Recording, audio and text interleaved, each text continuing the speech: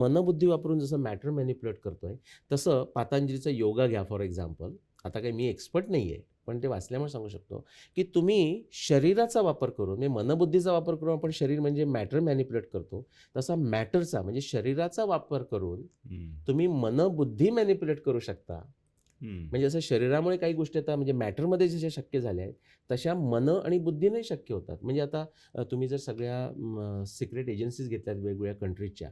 आता हे तुम्हाला किती माहिती आहे माहिती नाही. मोसादपासून ते आपली रॉपासून तर अमेरिकेची CIA, ह्या सगळ्या लोकं रिमोट व्ह्यूइंग, म्हणजे काय म्हणतो ऑपरेशन. डिस्टन्स नाही, रिमोट व्ह्यूइंग म्हणजे तुम्ही इथे मेडिटेशन करून दुसऱ्या जागेवरचं बघता. हे सगळे लोकं वापरतात ह्या गोष्टी. फक्त ते बाहेर बोलत नाहीत. म्हणजे काही सिक्रेट ठेवल्यासारखं नाही.